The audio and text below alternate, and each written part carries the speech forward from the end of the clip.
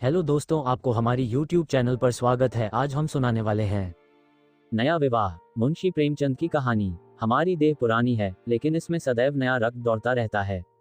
नए रक्त के प्रवाह पर ही हमारे जीवन का आधार है।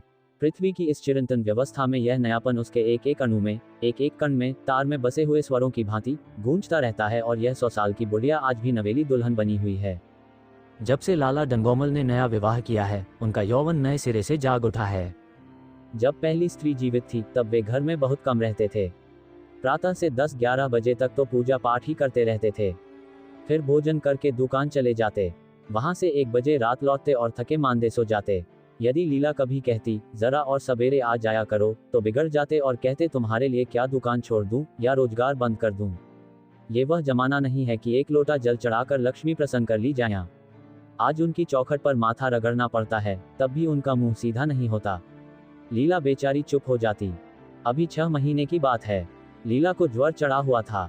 लाला जी दुकान जाने लगे, तब उसने डरते डरते कहा था, देखो मेरा जी अच्छा नहीं है, जरा सवेरे आ जाना। डंगामल ने पगड़ी उतारकर खूंटी पर लटका दी और बोले, अगर मेरे बैठे रहने से तुम्हारा जी अच्छा हो जाए तो मैं दुकान न जाऊंगा। लीला हताश होकर बोली, मैं दुकान जाने को तो नहीं मना करती, केवल जरा सवेरे आने को कहती हूँ। तो क्या दुकान पर बैठा मौज किया करता हूँ। लीला इसका क्या जवाब देती। पति का ये स्नेहहीन व्यवहार उसके लिए कोई नई बात न थी। इधर कई साल से उसे इसका कठोर अनुभव हो रहा था कि उसकी इस घर में कद्र नहीं है। वह अक्सर इस समस्या पर विचार भी किया करती, पर वह अपना कोई अपराध न पाती। वह पति की सेवा अब पहले से कहीं ज्यादा करती, उनके कार्यभार को हल्का करने की बराबर चेष्टा करती रहती, बराबर प्रसन्नचित रहती। कभी उनकी इच्छा के विरुद्ध कोई काम नहीं करती। अगर उसकी जवानी ढल चुकी थी, तो इसमें उसका क्या अपराध था। किसकी जवानी सदैव स्थिर रहती है। अगर अब उसका स्वास्थ्य उतना अच्छा न था, तो इसमें उसका क्या दोष। उसे बेकसूर क्यों दंड दिया जाता है। उचित तो यह था कि 25 साल का साहचर्य अब एक गहरी मानसिक और आत्मिक अनुरूपता का रूप धारण कर लेता, जो दोष को भी गुण बना लेता है, जो पके फल की तरह ज्यादा रसीला, ज्यादा मीठा, ज्यादा सुंदर हो जाता है। लेकिन लालाजी का वणिक हृदय हर एक पदार्थ को वाणिज्य की तराजू से तौलता था। बूढ़ी गाय जब न दूध दे सकती है न बच्चे, तब उसके लिए गौशाला ही सबसे अच्छी जगह है। उनके विचार में लीला के लिए इतना ही काफी था कि घर की मालकिन बनी रहे, आराम से खाए और पड़ी रहे। उसे अख्तियार है, चाहे जितने जेवर बनवाए, चाहे जितना स्नान व पूजा करे, केवल उनसे दूर रहे। मानव प्रकृति की जटिलता का एक रहस्य ये था कि डंगोमल जिस आनंद से लीला को वंचित रखना चाहते थे, जिसकी उसके लिए कोई जरूरत ही न समझते थे, खुद उसी के लिए सदैव प्रयत्न करते रहते थे। लीला 40 वर्ष की होकर बूढ़ी समझ ली गई थी, किंतु वे 43 के होकर अभी जवान ही थे, जवानी के उन्माद और उल्लास से भरे हुए। लीला से अब उन्हें एक तरह की अरुचि होती थी, और वह दुखिया जब अपनी त्रुटियों का अनुभव करके प्रकृति के निर्दय आघातों से बचने के लिए रंग व रोगन की आड़ लेती, तब लालाजी उसके बूढ़े नखरों से और भी घृणा करने लगते। वे कहते, वाह री तृष्णा, 7 लड़कों की तो माँ हो गई, बाल खिचड़ी हो गए, चेहरा धुले हुए फलालेन की तरह सिकुड़ गया, मगर आपको अभी महावर, सेंदूर, मेहंदी और उपटन की हवस बाकी ही है। औरतों का स्वभाव भी कितना विचित्र है, न जाने क्यों बनाव सिंगार पर इतना जान देती है। पूछो, अब तुम्हें और क्या चाहिए। क्यों नहीं मन को समझा लेती कि जवानी विदा हो गई और इन उपादानों से वह वापस नहीं बुलाई जा सकती। लेकिन वे खुद जवानी का स्वप्न देखते रहते थे। उनकी जवानी की तृष्णा अभी शांत न हुई थी। जाड़ों में रसों और पाकों का सेवन करते रहते थे। हफ्ते में 2 बार खिजाब लगाते और एक डॉक्टर से मन की ग्लैंड के विषय में पत्र व्यवहार कर रहे थे। लीला ने उन्हें असमंजस में देखकर कातर स्वर में पूछा, कुछ बतला सकते हो, कै बजे आओगे। लालाजी ने शांत भाव से पूछा, तुम्हारा जी आज कैसा है। लीला क्या जवाब दे। अगर कहती है कि बहुत खराब है, तो शायद वे महाशय वहीं बैठ जाएं और उसे जली कटी सुनाकर अपने दिल का बुखार निकालें। अगर कहती है कि अच्छी हूँ, तो शायद निश्चिंत होकर 2 बजे तक कहीं खबर लें। इस दुविधा में डरते डरते बोली, अब तक तो हल्की थी, लेकिन अब कुछ भारी हो रही है। तुम जाओ, दुकान पर लोग तुम्हारी राह देखते होंगे। हाँ, ईश्वर के लिए 1-2 न बजा देना, लड़के सो जाते हैं, मुझे जरा भी अच्छा नहीं लगता, जी घबराता है। सेठ जी ने अपने स्वर में स्नेह की चाशनी देकर कहा, 12 बजे तक आ जरूर जाऊंगा। लीला का मुख धूमिल हो गया। उसने कहा, 10 बजे तक नहीं आ सकते। 11:30 से पहले किसी तरह नहीं। नहीं, 10:30। अच्छा, 11 बजे। लाला वादा करके चले गए, लेकिन 10 बजे रात को एक मित्र ने मुजरा सुनने के लिए बुला भेजा। इस निमंत्रण को कैसे इनकार कर देते। जब एक आदमी आपको खातिर से बुलाता है, तब ये कहाँ की भलमन साहत है कि आप उसका निमंत्रण अस्वीकार कर दें। लालाजी मुजरा सुनने चले गए, 2 बजे लौटे। चुपके से आकर नौकर को जगाया और अपने कमरे में आकर लेट रहे।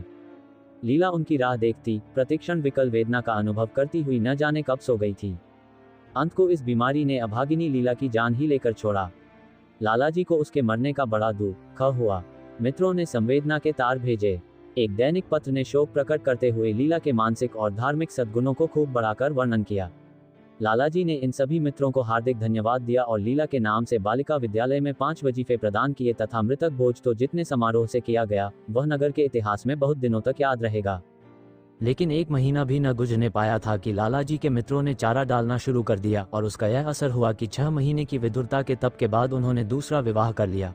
आखिर बेचारे क्या करते, जीवन में एक सहचरी की आवश्यकता तो थी ही और इस उम्र में तो एक तरह से वो अनिवार्य हो गई थी। जब से नई पत्नी आई, लालाजी के जीवन में आश्चर्यजनक परिवर्तन हो गया। दुकान से अब उतना प्रेम नहीं था। लगातार हफ्तों न जाने में भी उनके काबार में कोई हर्ज नहीं होता था। जीवन के उपभोग की जो शक्ति दिन दिन क्षीण होती जाती थी, अब वह छींटे पाकर सजीव हो गई थी। सूखा पेड़ हरा हो गया था, उसमें नई नई कोपलें फूटने लगी थीं। मोटर नई आ गई थी, कमरे नए फर्नीचर से सजा दिए गए थे, नौकरों की भी संख्या बढ़ गई थी, रेडियो आ पहुंचा था और प्रतिदिन नए नए उपहार आते रहते थे। लालाजी की बूढ़ी जवानी जवानों की जवानी से भी प्रखर हो गई थी, उसी तरह जैसे बिजली का प्रकाश चंद्रमा के प्रकाश से ज्यादा स्वच्छ और मनोरंजक होता है। लालाजी को उनके मित्र इस रूपांतर पर बधाइयां देते, जब वे गर्व के साथ कहते, भाई हम तो हमेशा जवान रहे और हमेशा जवान रहेंगे। बुढ़ापा यहाँ आए तो उसके मुंह में कालिक लगाकर गधों पर उल्टा सवार करा के शहर से निकाल दें। जवानी और बुढ़ापे को न जाने क्यों लोग अवस्था से संबद्ध कर देते हैं। जवानी का उम्र से उतना ही संबंध है जितना धर्म का आचार से, रुपये का ईमानदारी से, रूप का श्रृंगार से।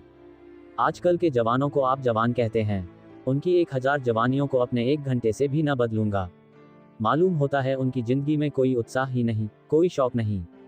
जीवन क्या है, गले में पड़ा हुआ एक ढोल है। यही शब्द घटा बढ़ाकर वे आशा के हृदय पटल पर अंकित करते रहे थे। उससे बराबर सिनेमा, थिएटर और दरिया की सैर के लिए आग्रह करते रहते। लेकिन आशा को न जाने क्यों इन बातों में जरा भी रुचि न थी। वह जाती तो थी, मगर बहुत टाल टूट करने के बाद। एक दिन लालाजी ने आकर कहा, चलो आज बजरे पर दरिया की सैर करें। वर्षा के दिन थे, दरिया चढ़ा हुआ था, मेघमालाएं अंतर्राष्ट्रीय सेनाओं की भांति रंग बिरंगी वर्दियां पहने आकाश में कवायद कर रही थीं। सड़क पर लोग मलार और बारहमासा गाते चलते थे। बागों में झूले पड़ गए थे। आशा ने बेदिली से कहा, मेरा जी तो नहीं चाहता।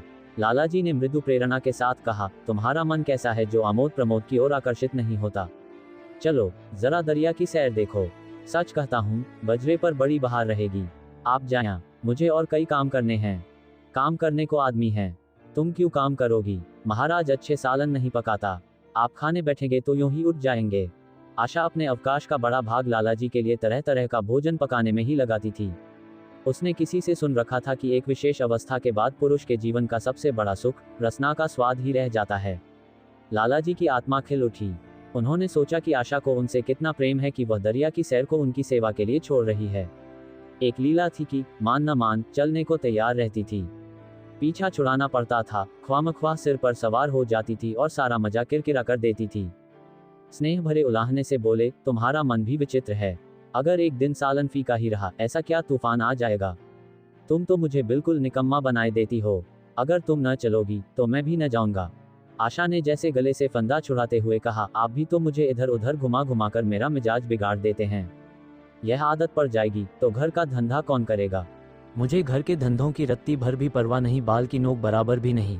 मैं चाहता हूँ कि तुम्हारा मिजाज बिगड़े और तुम गृहस्थी की चक्की से दूर रहो। और तुम मुझे बार बार आप क्यों कहती हो? मैं चाहता हूँ तुम मुझे तुम कहो, तू कहो, गालियाँ दो, धौल जमाओ। तुम तो मुझे आप कह के जैसे देवता के सिंहासन पर बैठा देती हो। मैं अपने घर में देवता नहीं, चंचल बालक बनना चाहता हूँ। आशा ने मुस्कुराने की चेष्टा करके कहा, भला मैं आपको तुम कहूंगी? तुम बराबर वाले को कहा जाता है कि बड़ों को? मुनीम ने 1 लाख के घाटे की खबर सुनाई होती तो भी शायद लालाजी को इतना दुख न होता जितना आशा के इन कठोर शब्दों से हुआ। उनका सारा उत्साह, सारा उल्लास जैसे ठंडा पड़ गया। सिर पर बांकी रखी हुई फूलदार टोपी, गले में पड़ी हुई जोगिए रंग की चुनी हुई रेशमी चादर, वह तंजेब का बेलदार कुत्ता जिसमें सोने के बटन लगे हुए थे, ये सारा ठाठ कैसे उन्हें हास्यजनक जान पड़ने लगा, जैसे वह सारा नशा किसी मंत्र से उतर गया हो। निराश होकर बोले, तो तुम्हें चलना है या नहीं? मेरा जी नहीं चाहता तो मैं भी न जाऊं। मैं आपको कब मना करती हूँ? फिर आप कहा। आशा ने जैसे भीतर से जोर लगाकर कहा, तुम, और उसका मुखमंडल लज्जा से आरक्त हो गया। हाँ, इसी तरह तुम कहा करो तो तुम नहीं चल रही हो। अगर मैं कहूँ तुम्हें चलना पड़ेगा, तब चलूंगी। आपकी आज्ञा मानना मेरा धर्म है। लालाजी आज्ञा न दे सके। आज्ञा और धर्म जैसे शब्द उनके कानों में चुभने से लगे। खिसियाए हुए बाहर को चल पड़े। उस वक्त आशा को उन पर दया आ गई। बोली, तो कब तक लौटोगे? मैं नहीं जा रहा हूँ। अच्छा, तो मैं भी चलती हूँ। जैसे कोई जिद्दी लड़का रोने के बाद अपनी इच्छित वस्तु पाकर उसे पैरों से ठुकरा देता है, उसी तरह लालाजी ने मुंह बनाकर कहा, तुम्हारा जी नहीं करता तो न चलो, मैं आग्रह नहीं करता। आप नहीं, तुम बुरा मान जाओगे। आशा गई, लेकिन उमंग से नहीं। जिस मामूली वेश में थी उसी तरह चल खड़ी हुई। न कोई सजीली साड़ी, न जड़ाऊ गहने, न कोई सिंगार, जैसे कोई विधवा हो। ऐसी ही बातों पर लालाजी मन में झुंझला उठते थे। ब्याह किया था, जीवन का आनंद उठाने के लिए, झिलमिलाते हुए दीपक में तेल डालकर उसे और चटक करने के लिए। अगर दीपक का प्रकाश तेज न हुआ तो तेल डालने से लाभ? न जाने इसका मन क्यों इतना शुष्क और नीरस है, जैसे कोई ऊसर का पेड़ हो, कितना ही पानी डालो उसमें हरी पत्तियों के दर्शन न होंगे। जड़ाव गहनों से भरी पेटारियां खुली हुई हैं, कहां कहां से मंगवाई, दिल्ली से, कलकत्ते से। कैसी कैसी बहुमूल्य साड़ियां रखी हुई हैं, एक नहीं सैकड़ों, पर केवल संदूक में कीड़ों का भोजन बनने के लिए। दरिद्र घर की लड़कियों में यही ऐब होता है। उनकी दृष्टि सदैव संकीर्ण रही है। न खा सकें, न पहन सकें, न दे सकें। उन्हें तो खजाना भी मिल जाए तो यही सोचती रहेंगी कि खर्च कैसे करें। दरिया की सैर तो हुई, पर विशेष आनंद न आया। कई महीने तक आशा की मनोवृत्तियों को जगाने का असफल प्रयत्न करके लालाजी ने समझ लिया कि इसकी पैदाइश ही मुहर्रमी है। लेकिन फिर भी निराश ना हुए। ऐसे व्यापार में एक बड़ी रकम लगाने के बाद वे उसमें अधिक से अधिक लाभ उठाने की वणिक प्रवृत्ति को कैसे त्याग देते। विनोद की नई नई योजनाएं पैदा की जाती। ग्रामोफोन अगर बिगड़ गया है, गाता नहीं या साफ आवाज नहीं निकलती, तो उसकी मरम्मत करानी पड़ेगी। उसे उठाकर रख देना तो मूर्खता है। इधर बूढ़ा महाराज एकाएक बीमार होकर घर चला गया था और उसकी जगह उसका 17-18 साल का जवान लड़का आ गया था। कुछ अजीब गंवार था, बिल्कुल झंगड़ उजड़। कोई बात ही न समझता था। जितने फुलके बनाता उतनी तरह के। हाँ, एक बात समान होती। सब बीच में मोटे होते, किनारे पतले। दाल कभी तो इतनी पतली जैसे चाय, कभी इतनी गाढ़ी जैसे दही। नमक कभी इतना कम कि बिल्कुल फीकी, कभी इतना तेज कि नींबू का शौकीन। आशा मुंह हाथ धोकर चौके में पहुंच जाती और इस डिपोर्शन को भोजन पकाना सिखाती। एक दिन उसने कहा, तुम कितने नालायक आदमी हो जुगल। आखिर इतनी उम्र तक तुम घास खोदते रहे या भाड़ झोंकते रहे कि फुलके तक नहीं बना सकते। जुगल आंखों में आंसू भरकर कहता, बहूजी, अभी मेरी उम्र ही क्या है, 17वां ही तो पूरा हुआ है। आशा को उसकी बात पर हंसी आ गई। उसने कहा, तो रोटियां पकाना क्या 10-5 साल में आता है? आप 1 महीना सिखा दें बहूजी, फिर देखिए मैं आपको कैसे फुलके खिलाता हूँ कि जी खुश हो जाए। जिस दिन मुझे फुलके बनाने आ जाएंगे, मैं आपसे कोई इनाम लूंगा। सालन तो अब मैं कुछ कुछ बनाने लगा हूँ। क्यों? आशा ने हौसला बढ़ाने वाली मुस्कुराहट के साथ कहा, सालन नहीं, वो बनाना आता है। अभी कल ही नमक इतना तेज था कि खाया ना गया, मसाले में कचांधा आ रही थी। मैं जब सालन बना रहा था तब आप यहाँ कब थी? अच्छा, तो मैं जब यहाँ बैठी रहूं तब तुम्हारा सालन बढ़िया पकेगा। आप बैठी रहती हैं तब मेरी अक्ल ठिकाने रहती है। आशा को जुगल की इन भोली बातों पर खूब हंसी आ रही थी। हंसी को रोकना चाहती थी, पर वह इस तरह निकली पड़ती थी जैसे भरी बोतल उंडेल दी गई हो। और मैं नहीं रहती तब तो आपके कमरे के द्वार पर जा बैठता हूँ, वहाँ बैठकर अपनी तकदीर को रोता हूँ।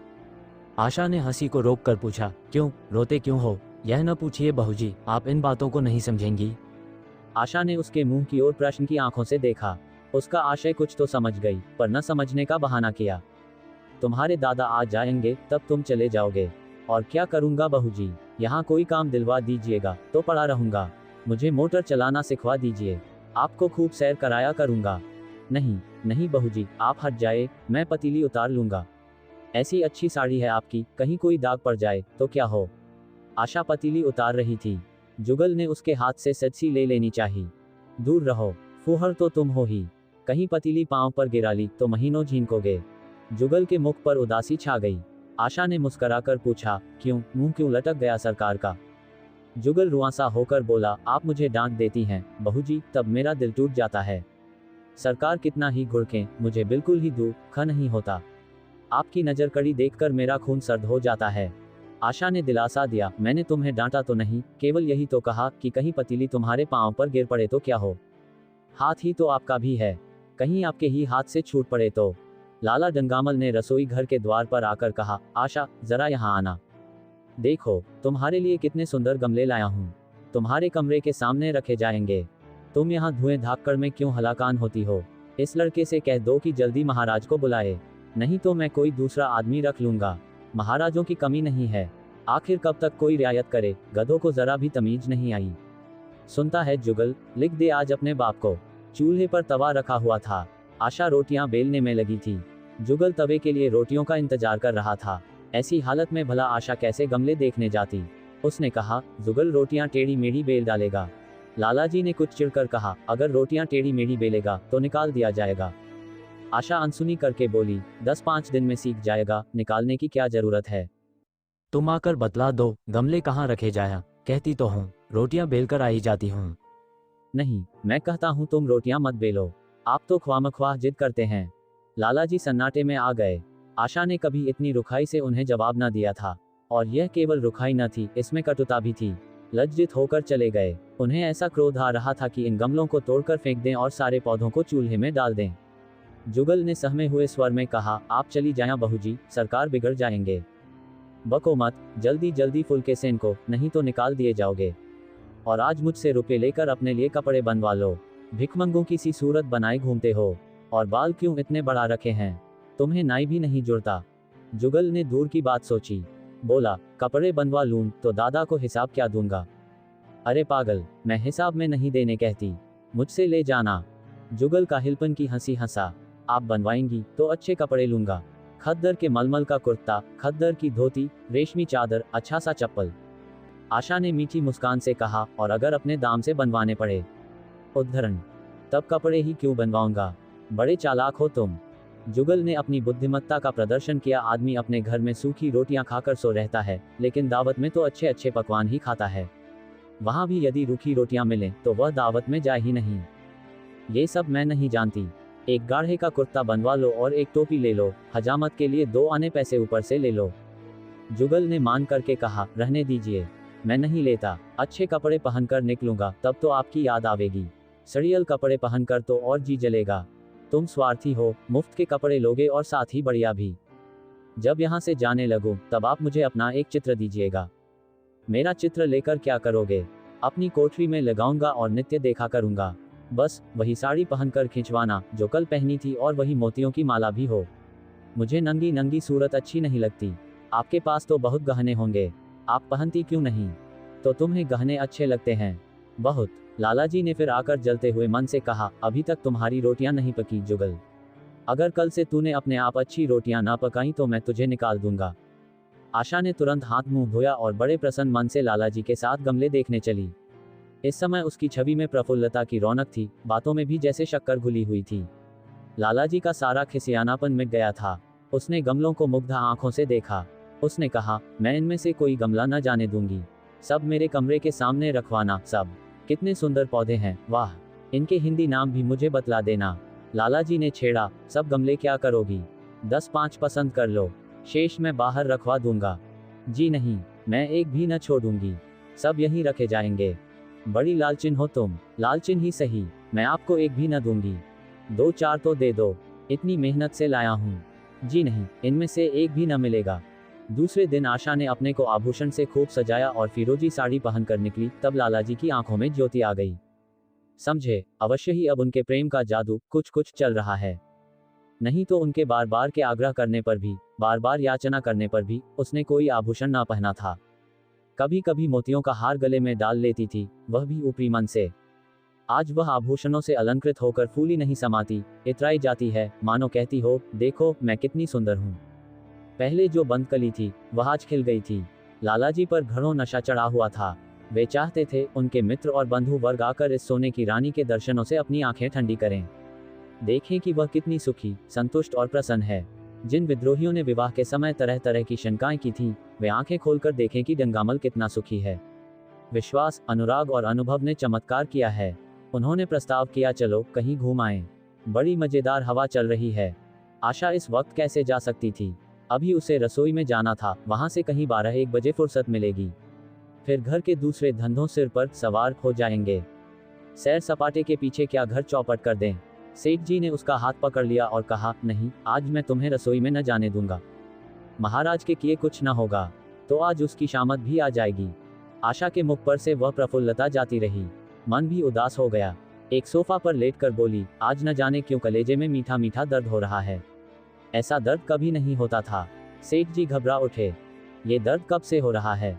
हो तो रहा है रात से ही, लेकिन अभी कुछ कम हो गया था, अब फिर होने लगा है। रह रहकर जैसे चुभन हो जाती है। सेठ जी एक बात सोचकर दिल ही दिल में फूल उठे। अब वे गोलियां रंग ला रही हैं। राजवैद्य जी ने कहा भी था कि जरा सोच समझकर इनका सेवन कीजिएगा। क्यों न हो, खानदानी वैद्य हैं। इनके बाप बनारस के महाराज के चिकित्सक थे। पुराने और परीक्षित नुस्खे हैं इनके पास। उन्होंने कहा, तो रात से ही ये दर्द हो रहा है। तुमने मुझसे कहा नहीं तो वैद्य जी से कोई दवा मंगवाता। मैंने समझा था आप अच्छा हो जाएगा, मगर अब बढ़ रहा है। कहाँ दर्द हो रहा है? जरा देखूं, कुछ सूजन तो नहीं है? सेठ जी ने आशा के आंचल की तरफ हाथ बढ़ाया। आशा ने शर्माकर सिर झुका लिया। उसने कहा, ये तुम्हारी शरारत मुझे अच्छी नहीं लगती। मैं अपनी जान से मरती हूँ, तुम्हें हंसी सूझती है। जाकर कोई दवा ला दो। सेठ जी अपने पुंसत्व का ये डिप्लोमा पाकर उससे कहीं ज्यादा प्रसन्न हुए जितना राय बहादुरी पाकर होते। इस विजय का डंका पीटे बिना उन्हें कैसे चैन आ सकता था? जो लोग उनके विवाह के विषय में द्वेषमय टिप्पणियां कर रहे थे, उन्हें नीचा दिखाने का कितना अच्छा अवसर हाथ आया है, और इतनी जल्दी। पहले पंडित भोलानाथ के पास गए और भाग्य ठोंक कर बोले, भाई मैं तो बड़ी विपत्ति में फंस गया। कल से उनके कलेजे में दर्द हो रहा है। कुछ बुद्धि काम नहीं करती। कहती है, ऐसा दर्द पहले कभी नहीं हुआ था। भोलानाथ ने कुछ बहुत हमदर्दी न दिखाए। सेठ जी यहाँ से उठकर अपने दूसरे मित्र लाला फागमल के पास पहुंचे और उनसे भी लगभग इन्हीं शब्दों में ये शोक संवाद कहा। फागमल बड़ा शोहदा था, मुस्करा कर बोला, मुझे तो आपकी शरारत मालूम होती है। सेठ जी की बांछें खिल गईं। उन्होंने कहा, मैं अपना दुख सुना रहा हूँ और तुम्हें दिल लगी सूझती है। जरा भी आदमियत तुम में नहीं है। मैं दिल लगी नहीं कर रहा हूँ। इसमें दिल लगी की क्या बात है? वे हैं कमसिन कोमलांगी, आप ठहरे पुराने लठैत दंगल के पहलवान। बस अगर यह बात ना निकले तो मूंछें मुड़ा लूं। सेठ की आंखें जगमगा उठीं। मन में यौवन की भावना प्रबल हो उठी और उसके साथ ही मुख पर भी यौवन की झलक आ गई।